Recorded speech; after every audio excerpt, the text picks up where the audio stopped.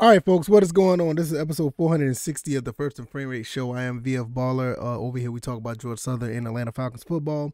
It is Friday, everyone. Enjoy. You made it to the weekend once again, and it's the time for some more football. Georgia Southern, Atlanta Falcons, all the other games that are going through this this weekend. It's going to be a great time. It's always a good time. Atlanta, the Falcons are going to be going to Cincinnati to play Cincinnati. And the Georgia Southern Eagles is going to Old Dominion to play Old Dominion.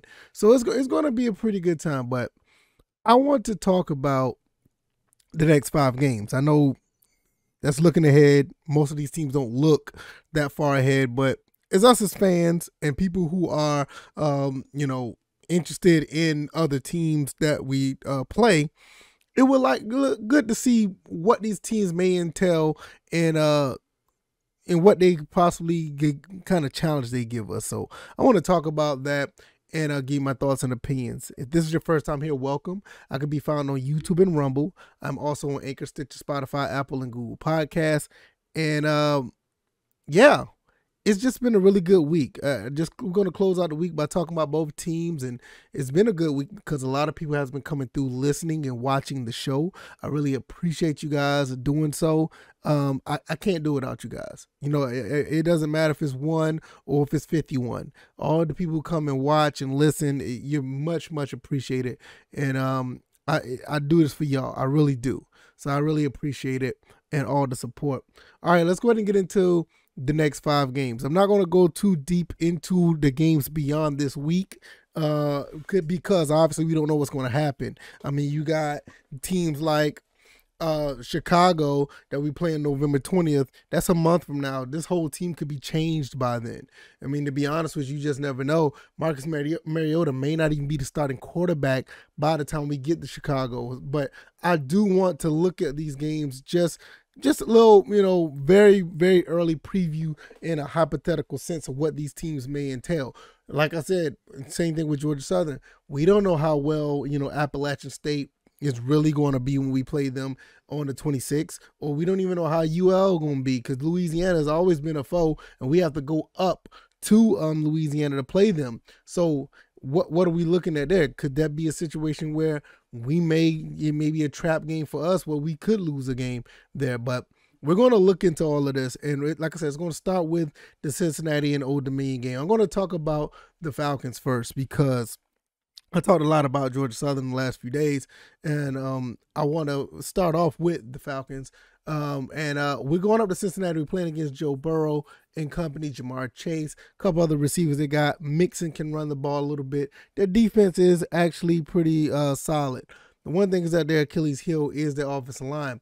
And with Grady Jarrett and other guys up front, Troy Anderson, Ebikete, Lorenzo Carter, we have somewhat of an advantage there where I feel like we can pressure Joe Burrow to make some mistakes.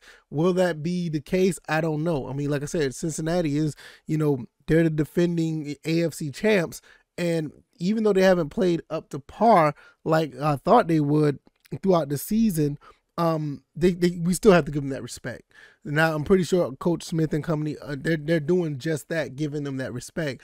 And I want to see what this team can do when it comes to defending an onslaught that could be Joe Burrow, Jamar Chase.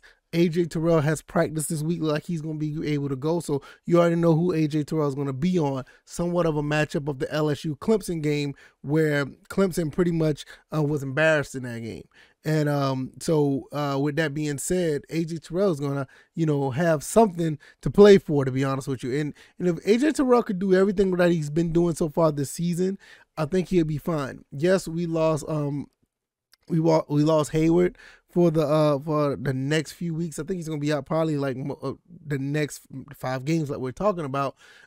We do have other guys like Hall. Darren Hall is going to be stepping up and taking the place of Casey Hayward. So that's going to be a good look because, Darren Hall is sneaky good. He's been playing pretty well throughout the season, and he has like some numbers to prove it. But I'm not going to get too deep in the woods with that because I am going to do a pregame. I know I haven't done a pregame for the Falcons in a while, but I will be doing a pregame on the Falcons Cincinnati game probably Sunday morning or probably late Saturday night. So you guys be on the lookout for that. The guys that are on YouTube and Rumble, I will be doing a video on that just to give an in-depth pregame of that game, because this game is going to be it's going to be a pivotal and important game for the Falcons. You know, the Falcons are doing pretty good. They're at 3-3 right now. And they're trending up, to be honest. I think they're doing a pretty good job, especially after the win against the 49ers.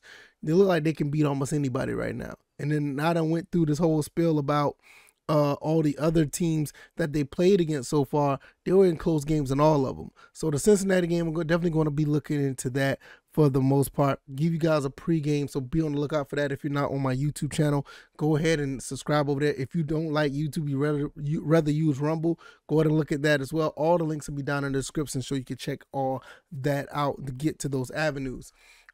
Carolina, we play those guys twice. Those guys are dumpster fire. I don't see too much going on there where we can, I look like we could probably beat them.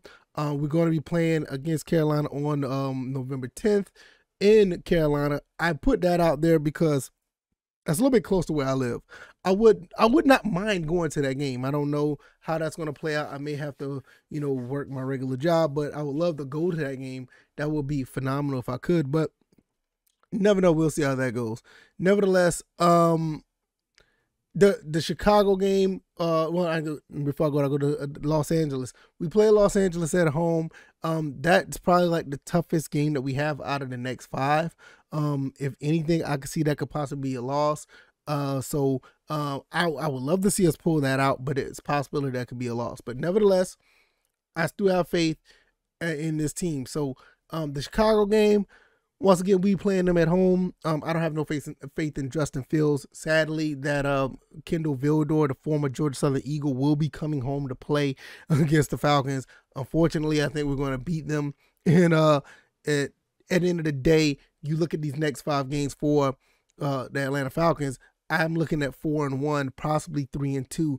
Now you're looking at a team, if they do go 4-1, I mean, now you're looking at a team that's what, 8-4. You know what I'm saying? Or yeah, 4-1, they'd be 7-4. Yeah, you know, or yeah, 6-4, something like that. I mean, you know, my math is not the best.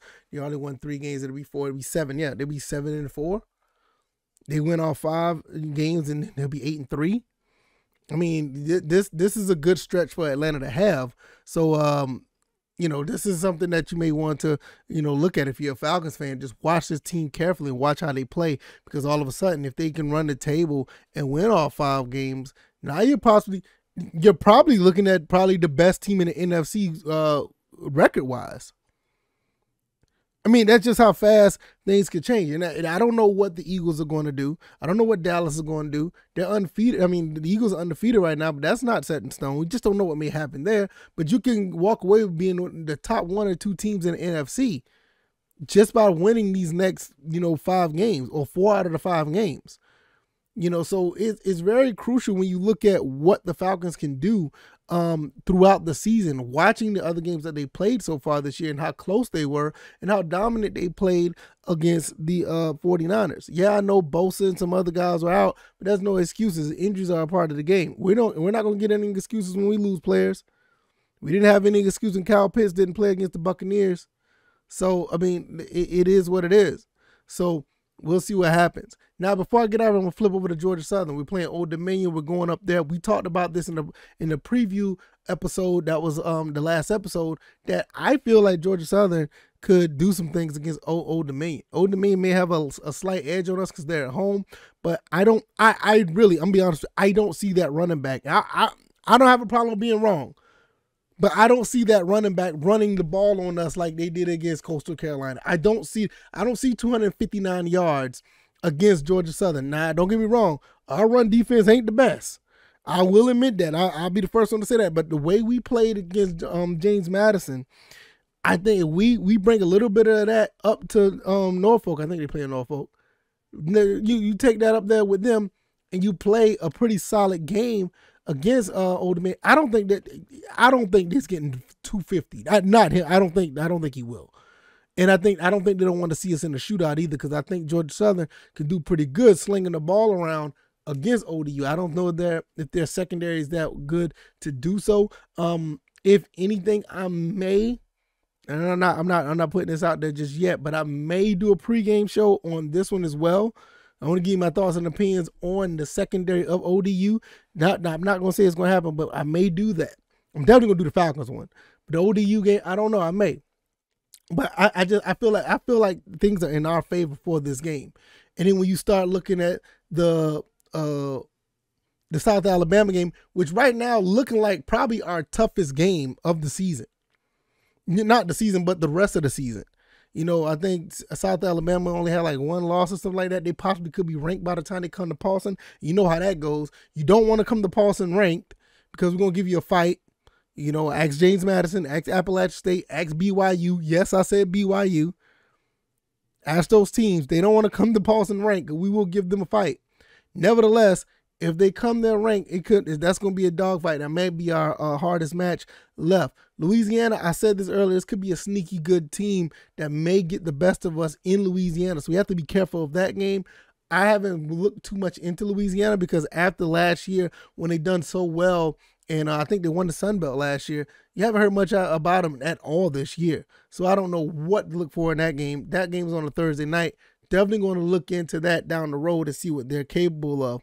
Now, Marshall and Appalachian State. Now, the Marshall game, I know I said this all year, and there's been some setbacks for me trying to get to a game this year. I've been wanting to go to at least 3 or 4 games.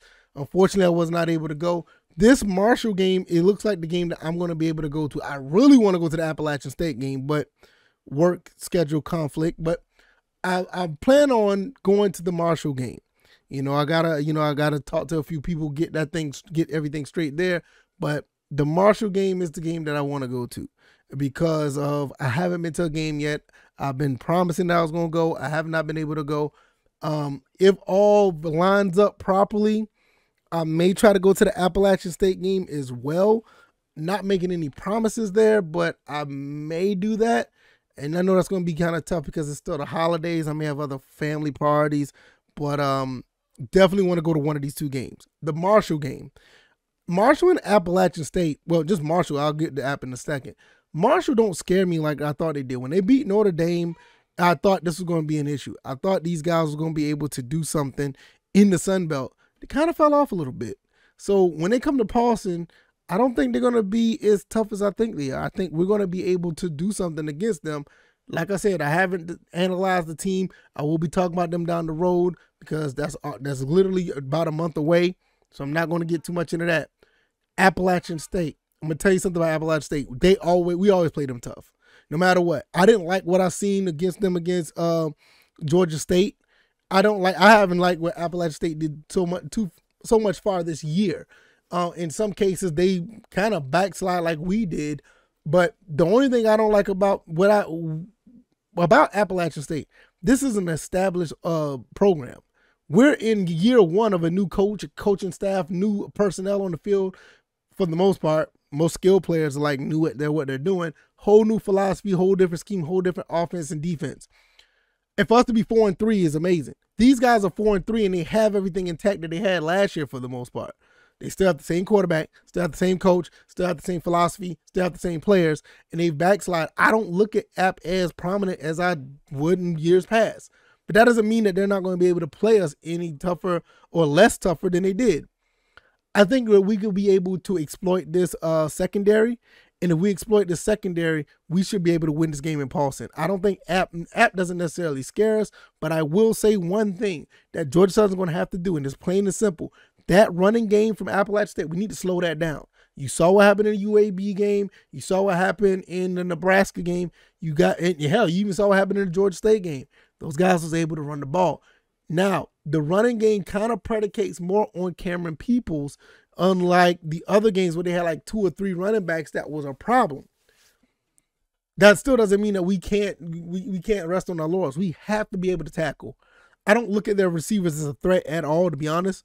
I done seen them drop passes, run wrong routes. The quarterback has been frustrated because of those type of situations. But they run the ball very well, and that's something we're going to have to stop now. It's in Paulson. It's later on in the season. We don't know what's going to happen. Their running game might not be as prominent as it is now, and vice versa. Our run defense may not be prominent. We just don't know. But I'm just looking at everything on the surface. That is what we're going to have to deal with. So when you look at the next 5 games of both teams, the Falcons look like they can go 4-1. Right now, I'm going to be honest with you. There's a very good chance that Georgia Southern could win out. Seriously. This is a really, you look at the schedule, there's a really good chance that these guys could win out. I know you got the strongest opponents in Paulson. And if you saw anything with the James Madison game, you know that playing at home for Georgia Southern bodes very well for the Georgia Southern Eagles. And you got South Alabama, Marshall, and App at home. I'm giving that the 3 wins right there. Old Dominion, we played them on Saturday. That could be another win right there. UL, I don't even know what they look like in Louisiana because we haven't heard much from them in the Sun Belt this year, but that could be a win as well. So I'm looking at, we could possibly run the table. Now, if anything, I would give a more realistic outlook on it, even though I still think going 5-0 is realistic. I will give us 1 loss. From who, I don't know. A lot of people may say South Alabama. I get it. Because South Alabama looked like the most formidable foe against us for the rest of the season. Or you look at Appalachian State because that's a rivalry and those games go back and forth a lot. Maybe even Marshall because we're not used to playing them. We haven't played them in a while. ODU, maybe. You know, so you got 4 of these teams, ODU, South Alabama, Marshall. Like, I can make a case for all 5 of these teams can be a loss. But the way Georgia Southern play, if they bring that intensity that they did against James Madison, I don't think none of these teams will beat us. I'm serious. We bring that defensive intensity and bring that offense that we can move the ball. We clean up a little bit on the penalty side. You know, Durden Burgess got a penalty that was kind of that could have been avoided. But if we, I'm still not sure about that. Yeah, I'm sorry. Be quiet, Siri. Siri, that's my phone. But when you have those things sitting there in front of us, that us shooting ourselves in the foot, we alleviate some of that, or most of that. We can run the table, seriously. So then we end up looking at 9-3. It's beyond my expectation. I said we were gonna go 8-4. Man, I just wish you didn't lose to Georgia State. I mean, we looked at Georgia State last night. That team had no business beating us. It was just so embarrassing. Nevertheless, let me know what you guys think about Georgia Southern Atlanta Falcons football. 5 games left. Let me know. If you like this commentary, hit the like button, share this podcast, subscribe to the channel if you haven't already. Give me a 5-star rating on that Apple podcast rating. Anchor, Stitcher, Spotify, Apple, and Google Podcasts. You can find me on the podcast avenues. I'm also on YouTube and Rumble. I advise you to subscribe to more than one of these podcasts, these podcast avenues, just in case if one of them go down. There's been instances where some of them do not show up on one, but is on the other. I don't know. That's technology. It's weird. If you want to help support the show, all the links are down in the description. You can find your way down there. Just give it a thought, look into it, or whatever the case may be. I am on Twitter, which is VF Baller. I am planning on opening up a Locals account. I don't know if you don't know anything about Locals, but Locals is a place where we can all, talk. I could do live streams, have like a little show on the side of this show, something like that. I may look into that as well, so I'll give you an update because I'm new to Locals. I don't know much about it, but I'll try that out. Maybe you guys can get some inside baseball or what I do over here behind the scenes. All right, y'all. I'm going to get up out of here. Enjoy your Friday. Enjoy your weekend. I'll be around on the YouTubes and Rumble to give you some feedback on what's going on this weekend. And the next episode will be on Monday. All right, y'all. Guys, take it easy. Y'all be blessed. Peace.